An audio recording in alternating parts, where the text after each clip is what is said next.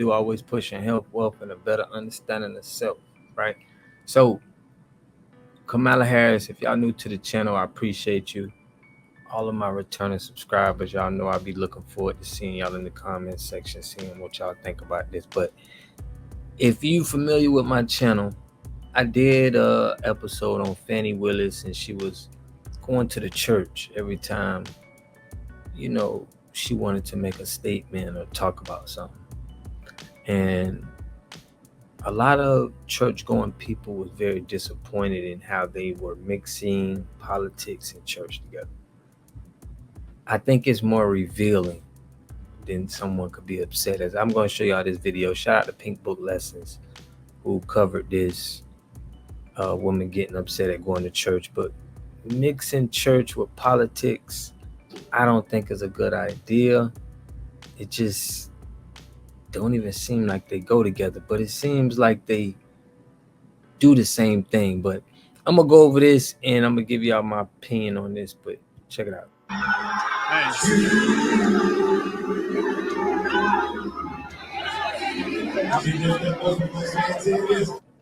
Yeah, I'm sure that won't make the shade room. The city girl president, aka the queen of the Jezebels, Curry Queen Kamala, went down to Georgia, Lithonia, Georgia, Stonecrest, to New Birth, a church headed up by the Boule. I'm talking about Jamal Bryant, who shouldn't even be there. Kamala walked into the church like she was the queen of England, met with a bunch of praise from the aka. Now, if y'all don't know what she mean by the Boule is meaning that it's a group of people that's in a organization that's ran by kind of like Greek, Roman Empire philosophies, where some people would say it's an effort to control. It's a control mechanism that's used on people. Now, it's a lady that I follow. Her name is Lala Jenkins. She talks about, leaving that whole sector of fraternities, sororities, and seeing how it's not good for our people in the culture. People are, have stories to where it's very demonic. You have to be you got to be real not into believing in God to be able to participate in some of that stuff. But I want y'all to check it out, Lala Jenkins. But just giving y'all when she says the Boule. Check it out. The other Boule, as well as people just plain old and stuck. You had a bunch of black women jumping for joy when Gandhi herself walked in. This woman was literally being worshipped in the so-called house of worship. This man from the White House, he goes to Esther and says to Esther, who knows, but you were born for such a time as this. I don't know who's here. I know there are thousands of you who are online, but I'm not preaching to y'all for just one moment. Can I just preach to the vice president? Who knew that 60 years ago today, you were born to be president? You were born to lead a nation. You were born to change the trajectory of democracy. Who knows? But you were born for such a time as this. A woman was in the audience, a member of the church. She wasn't having it. She reportedly said, this is sacrilege. The Holy Spirit is among you. This is sacrilege. And Kamala Harris's local security partner gathered that black woman up and kicked her out of the church. Kamala was a visitor. And honestly, I wouldn't call this a church service. Basically, it was a political rally where Kamala the cosplaying chameleon was up there calling for souls to the polls. And that is especially true when it comes to protecting our sacred right to vote and getting souls to the polls. The same woman that's been stomping for black women to terminate all the black babies for 2 years now, she's the one up there in the pulpit. The woman I named the city girl president whenever she jumped into this race, the queen of Jezebels, launching her campaign using Meg Thee Stallion to turn her campaign rally into Magic City. That was the lady now preaching in the pulpit, being ordained by a false prophet, Jamal Bryant. And if you know the truth, you know the devil when you see it. Jamal Bryant is just that. He's the Boule devil, and you already know Kamala Harris is a reptilian chameleon. She's a witch.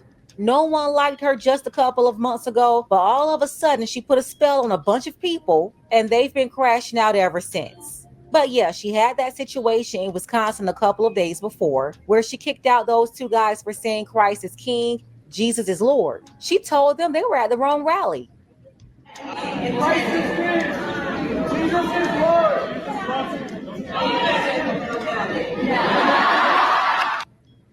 And I mean, the room was filled with the Antichrist spirit. A bunch of devils so offended by Jesus is Lord that they started putting hands on those young guys and pushing them. If you see this video right here, that's an older white lady caught on tape pushing one of them. This really ticked off a lot of Catholics, especially in the Midwest. Not to mention, Kamala refused to attend the Al Smith dinner, declining the Catholics there too. She reportedly didn't want to offend her pro-baby termination supporters and LGBT supporters. At least that was the excuse. At this point, though, I don't know what's going on. It's like Kamala is sabotaging herself with the same who gon' check me boo attitude that she had with the Muslims and the Arabs in Michigan. Remember the whole I'm speaking moment? The time she also refused to meet with the Arabs and the Muslims up there? Straight up disrespected those people. And that's why they're not supporting her either. If you missed that video, the link is below. But yeah, it's becoming more and more obvious who Kamala is actually working for. Right. Kamala, I think it's just time. It's time that you come out and tell people who you truly are. It's time you come out and say, y'all, I work for the devil. I work directly for the devil. He wasn't at the wrong rally. Everyone who acknowledges me publicly here on earth, I will also acknowledge before my Father in heaven. But everyone who denies me here on earth, I will also deny before my Father in heaven. I don't think that that's right, Jesus is king, and I don't think that we've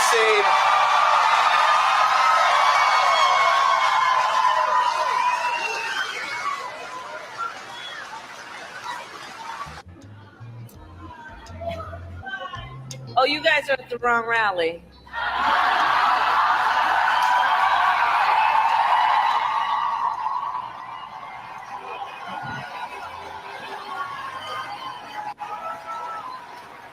No, I think you meant to go to the smaller one down the street.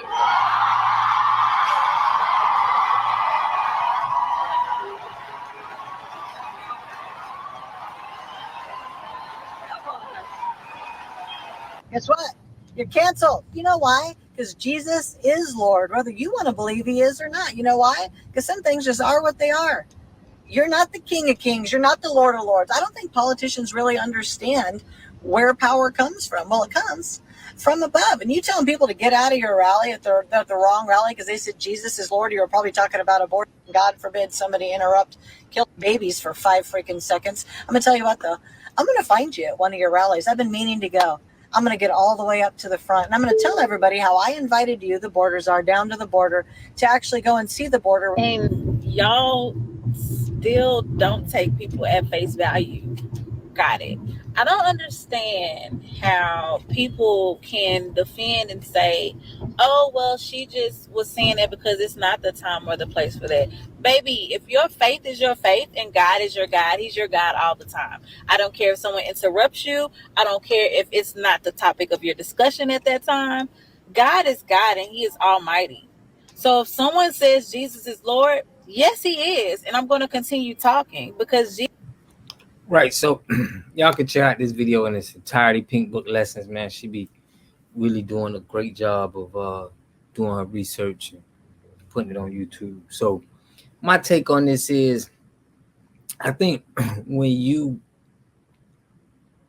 got somebody like the Democratic Party and you pushing certain agendas that don't have nothing to do with what real people, boots on the ground, feel, you gotta have some actors in there to just push it, because there's no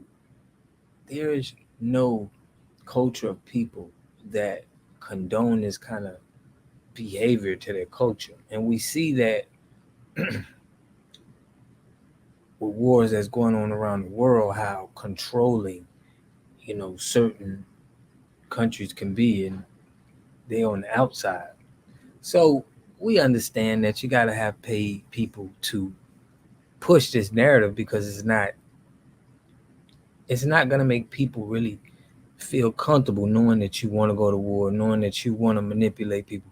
You got to kind of you got to do it in a way to where the people feel like they want to be manipulated. So it's tough for anybody who's pushing on the Democratic Party because they can't even answer it for you. They can't even give you the answers and questions. Like I remember I said, what have the Democratic Party done since you knowing it, that was significant? He said, school. I'm like Malcolm X said, you've been duped and you trying to dupe me. It's something going on with somebody to push for the Democratic Party and not question the motives and what they're doing. This is what they lead with. They scare you with him. They'll be like, hey, you know what he's gonna do? He's racist. It's like the same slave that crab in the bucket mentality. It's like you're not trying to make me get on your side with facts. You're trying to make me get on your side with fear. So if they don't answer questions about it, I mean, nobody's not gonna. You gonna look like you're gonna look like a preacher with a lot of money, trying to convince somebody that the Democrats is the way to go. It's just not gonna look. You're gonna look weird. Because we're looking for substance. We're looking for something that actually, policy change. We're looking for something that's gonna really show that you're really standing from the people from the bottom. I don't think it's gonna happen. But hey, let me know what y'all think in the comment section, man. I'll catch y'all in the next video. Peace and love. Here we got Mr. Pollock. He had a cornfield. He took advantage of a free water test from us, and this is what we found in this water. We found sulfur, we found hardness, and we solved these problems with an easy fix of 2 tanks. So get your free water test today. Stay blessed. Click the link below.